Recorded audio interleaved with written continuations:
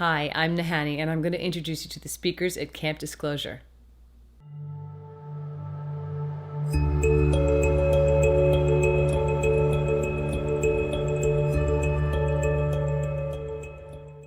Ellen Farrell is a counselor and longtime Reiki master.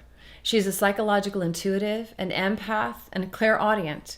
Ellen specializes in trauma healing. She's able to see the deeply held trauma in chakras, and she calls upon the highest level of love, wisdom, and healing to assist in the reconnection to spirit and the core balance to deeply held traumas. So tell me about what you're going to do at Camp Disclosure. So I'm going to be doing a free demo and a workshop the next day. So I think it's Friday night. I'm going to be doing a demo showing everyone how to get grounded, clear, and centered, 3 energy tools that are free on my website. And, you know, really identifying people are all different. You know, some people aren't grounded in specific ways. I can tell you things that are happening. Sometimes the energy isn't coming in through the crown. You know, it's not moving right, or it's not coming out through the heels, or the aura is clogged. There's a variety of things, infinite variety of things that may be going on. So I will bring some people up who Spirit tells me to bring up, who raise their hand.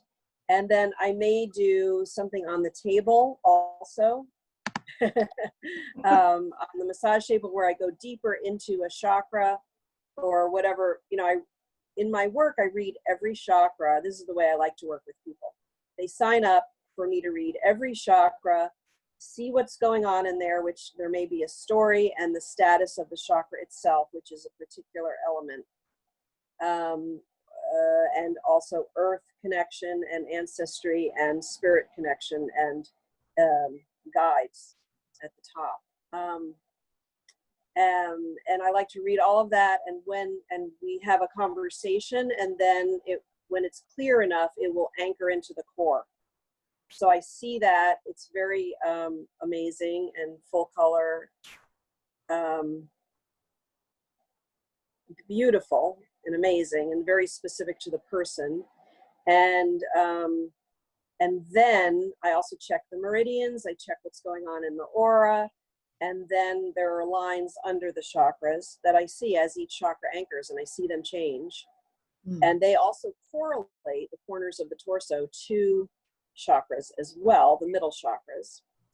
And the last piece is kind of like when you give your battery a boost in the car. I hold those 2 points on the torso, and because I do each chakra, that 4-star matrix line reconnection that I do, it goes within an hour or 2. We're done after the prep, and the deeper stories of trauma are processed the same way as the chakra stories. Sometimes they're from this life. Most often they're from other lifetimes.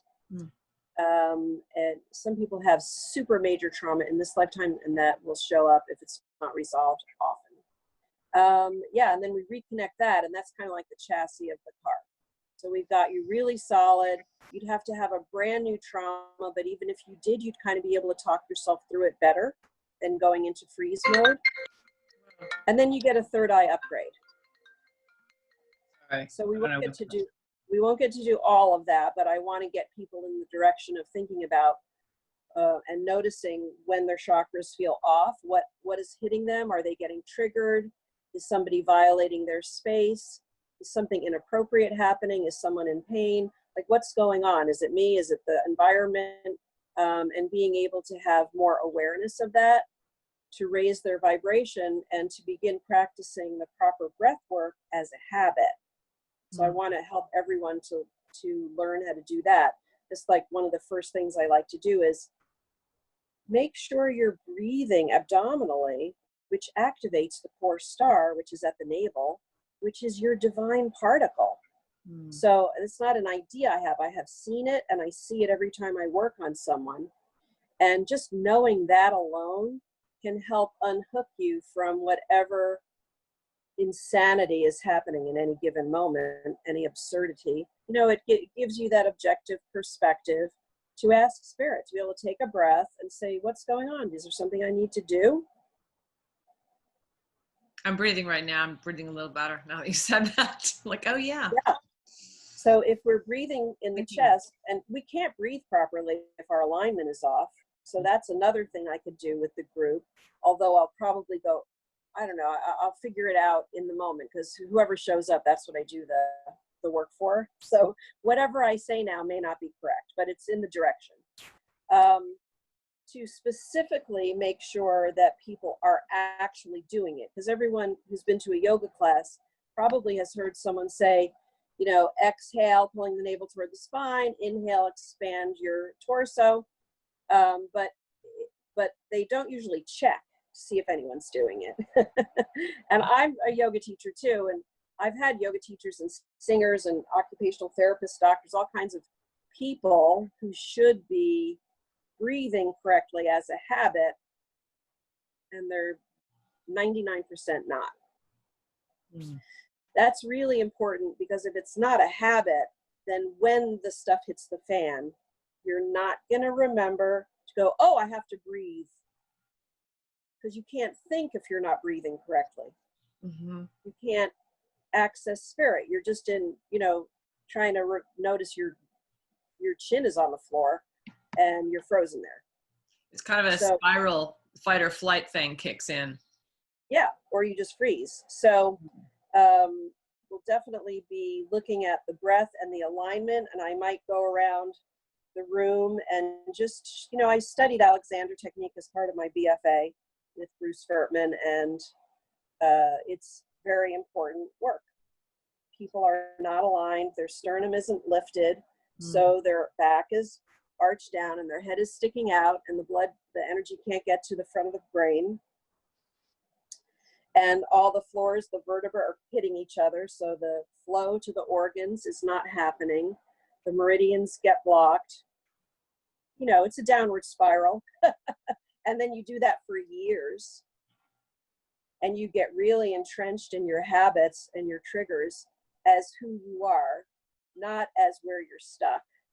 Mm. And, you know, what does it mean to be truly healthy? Most people who I ask, and my clients are typically very high functioning people, they almost never say 100%. I give myself permission to be healthy. I deserve love. I give myself permission to love myself. Usually that's not 100%, but there is a process. There is a kind of gentle unfolding, and I just have to listen to spirit and do it in the order that I'm told to do it in, because spirit always knows what's best. I've heard more people talk about star seeds and ground crew in this gang than I have heard in a lot of places. So it's going to be a kind of a special energy there in the country with everybody gathered together in this kind of an intimate space. So do you feel like that is something that attracted you to this camp, to come to this conference? Well, Christy invited me because I've known her a long time. So she knows that I am all about raising the vibration, creating heaven on earth, and that my work is very solid. And I just want people to be able to transcend the trauma so that we can fulfill our destiny, you know, the highest vibration experience. And I want, you know, we do need boots on the ground. We need people. We don't need bliss bunnies or people who are woo-woo guru, you know, because I've been in this journey pretty consciously in a way, I guess, since I was very young. And I feel like we have a lot of work to do. I still have trauma that I'm clearing from things I didn't know about till recently. So, we live on I believe this is a trauma planet. We're here to be exposed to trauma and transcend it, to remember our infinite, eternal light connection, and to help others raise the vibration, to wake each other up, to ground each other. People who, you know, are serious about doing the work, getting really authentic, and not just here for, you know, eating bonbons and thrill seeking. You know, I mean, okay, do that. That's fun, but don't make your life be about that. That's my thought.